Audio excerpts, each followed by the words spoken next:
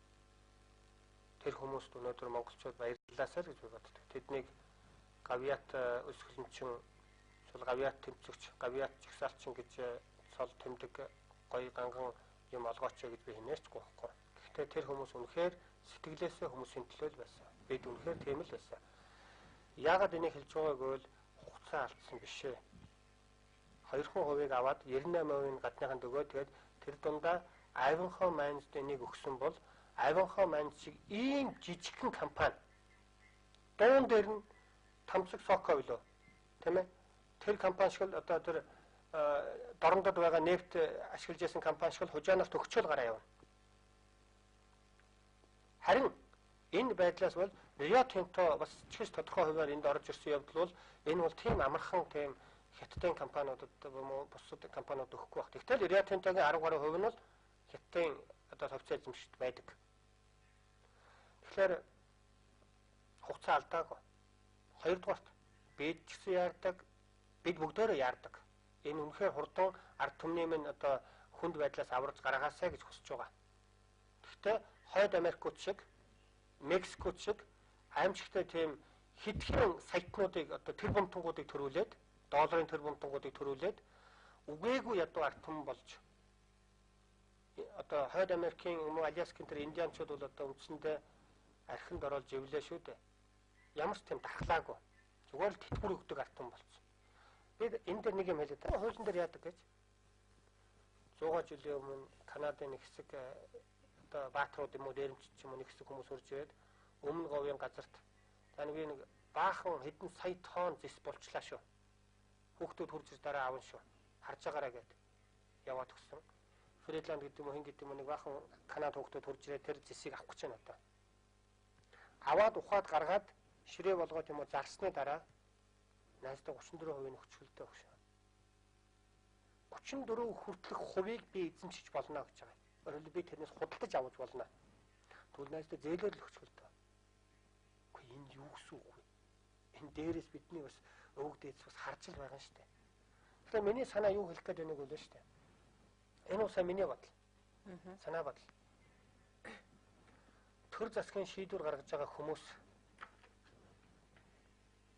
шийдвэр гаргах гэж байгаа одоо ерөнхий сайд нар уул уурхайн талаар ямар ч мэдлэг байхгүй болсон ч үгүй. Би ямар ч мэдлэг байхгүй. Энийг хүлээн зөвшөөрөөд харин мэддэг Монгол оронд байгаа хамгийн сайн эрдэмтэн мэрэгдээ болон олон улсын хэмжээний ашиг сонирхлын зөрчилгөө бие даасан шинжээчдийн багийг авчираад яаж энэ дээр ашигтай ажиллах вэ гэдгийг л заалгаач гэдгийг бүтэн 2-3 жил ярьж байна шүү дээ. Бороо голдын гэрээг хийсэн хүмүүс бол эх орончд байхаа. Тэд бол нэг тийм буруу тийм сэтгэлтэй байгаагүй гэдэгт би итгэж байна. Нэг тийм буруу сэтгэлтэй хүн ер нь байхгүй шүү дээ бас. Зүгээр л тэд юу ч мэдэхгүй байсан гэдгийг л харин би мэдэж байна. Тэрнээсээ болж л өнөөдөр ямар аимшигтай гэрээ хийцэн байна. Би одоо тэрийг яг задлаад ярих юм бол маш их юм байна. Яг энэ уул уурхаагаар бас нэг хэдэн жил дагнасны хувьд бол нэлээд их мэдлэг байна. Тэгтэл олон улсын бие даасан болон үндэсний хэмжээний эрдэмтдийн дүгнэлтгүйгээр шийдвэр гаргах гэж оролдоод үзээрэй. За таныг ойлголоо. Ингээд олон үзэгч бидэнтэй холбогдож байна. Харамсалтай цаг хугацаа нэлээд явсан байна. За нэг үзэгчтэй холбогдсон тэгээд та байна уу? За тад авчихсан. Асуултаа тавиарай. Энэ түрүүн та ирчихсэн нэг юм дүргээ. За танд ч гэсэн шинэ. Би нэг юм хэлмээр байна л да. Одоо Монгол Улсын банк санхүүгийн байгууллага тэ банкны системийг ингээ одоо нэлээд доголдож байна. Эцэгтэй олон одоо нэг санал нэг баг. Тэгээд Гамадрах гишүүнд нэг юм хандаж хэлэхдээ одоо Анод банкн дээр ажиллаж байгаа бүрэн их төлөөлөгч гэж хүмүүс байгаа шүү дээ. Тийм. Тэр хүмүүсийн ажил болохоор яг л одоо энэ Анод банк маань өөрөө урд нь бол одоо яг дотоод үйл ажиллагаар хамгийн хурдан шуурхай ямар нэгэн байдлаар доголдох гацч гэдэг юм уу ажилчтай үйл ажиллагаа ямар нэгэн байдлаар тийм хүн суртал гэдэг юм бол байдаггүй л та. Одоо яг энэ төрийн байгууллагын энэ одоо яг ингээд үйл ажиллагаа нэвтэрснээр одоо яг бүрэн их төлөөлөгч ажиллаж байгаа дээр энэ айгүй хүн суртал гэл хүн суртлаас эхлээд иймэрхүү болоод байна л та. Энийг ер нь ингээд заавал одоо бүрэн эрх төлөөлөгч энийг ер нь одоо заавал ингэж шийдвэрлэх тийм ёстой байт юм уу? За ийм хүнд байдалд байгаа тохиолдолд гэсэн байгаа ч гэсэн одоо айгүй нэг хүнд улмал одоо үйл ажиллагаа улмал нэг хүнд байлгах гэдэг юм шиг санагдаад. Энэ бол одоо яг Монгол банкны хийх ёстой ажил шүү хаа. За тэгэхээр бас Монгол банкны итгэмжлэгдсэн төлөөлөгч бас өнөөдөр санал ярилцлага өгсөн байна. Тэгээс энэ Анд банкнд бас цомгтгол явагдана. Яа харахгүй эдгээр маш их олон одоо өргүү зардал гаргаж ажиллаж байсан ийм банк байна гэсэн ийм мэдээлэл хийсэн байна л да. Тэгэхээр бас л нөгөө бас ажилчин хөдөлмөрчин хүний эрх ашиг зөрчигдөх юм зүйл бас гарч болзошгүй байгаа байхгүй юу? За саяны сонсогчийн маань хэлсэн зүйлүүдтэй би бас их хүндэтгэлтэй хандж байна. Тэгээд Анод банкны асуудал дээр бол бас ажилтны төлөөлөл нь надтай хурж ирж уулзсан манай ажилтан албан хаагчдын үйлдвэрчний хөвлийн холбооны дарга Алтан цэцэг гэж их туршлагатай бас хүчтэй тийм одоо үйлдвэрчний хөвлийн зүтгэлтэн байгаа. Тэр хүнтэй уулзуулаад одоо хурдтай үйл ажиллагаа авч бид хөдөлмөрчин хүмүүсийн эрх ашигыг хамгаалсан тийм төлөөлөл базааж энэ хэлцээрт одоо бушуух ороо гэдэг ийм одоо үүрэг даалгавар бий өгөөд энийг ажиллаж байгаа. Тэгээд энэ хүмүүсийг Монгол банкны буруутай үйл ажиллагаанаас болж улсын хурлын гэдэг юм эсвэл шийдвэр гаргагчны буруутай үйл ажиллагаанаас болж жирийн хөдөлмөрчин хүн хохирох ёсгүй юм шүү гэдэг байдлаар бид тэмцэх ёстой тэмцэж байгаа. Энэ дээр бол манай салбарын холбоотой бас ажиллаж байгаа. Энэ дээр би нэг зүйл хэлье. Бүрийн эрх төлөөлөгч бол үнэхээр ингэж одоо бас аашилж аягалж хатуу ширүүн загнах үнэхээр эрх юм байдаг шүү. Тэр бол ялтчгүй. Тэр бол бас хүлээн зөвшөөрөх хэрэгтэй. Ганцхан юм би энэ дээр хэлэх гээд байгаа юм л да. Монгол банк гэдэг бол бодлогоороо энэ олон банкуудыг зохион байгуулж явах хэрэгтэй. Өөрөөр хэлбэл Монголын зах зээл дээр 5хан банкны одоо нөгөө зах зээлийн ханамж гэж байдаг. Одоо наран туул дээр 100 өмдний 8-нд байх хэрэгтэй байтал 101 өмдний 8 чинь шатна шүү дээ. Эсвэл тэр шатахгүй нөгөө 100-аас хэн нэг хүн шатна.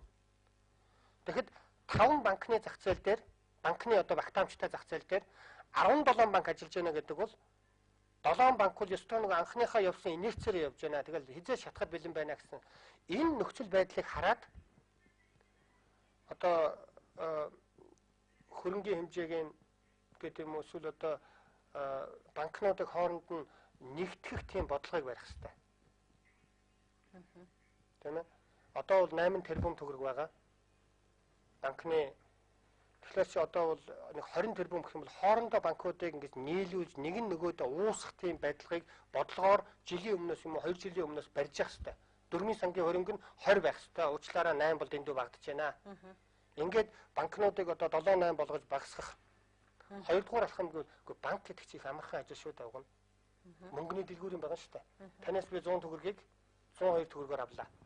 2 төгрөгөө юу гэж нэрлэдэг гэж хадгаламжийн хүү гэж нэрлэж байгаа. Тэгээ ийшээгээ би 104 төгрөгөөр зарлаа. 4 төгрөгөө би зээлийн хүү гэж нэрлэж байгаа. Ерөөсөө би мөнгөний дэлгүүр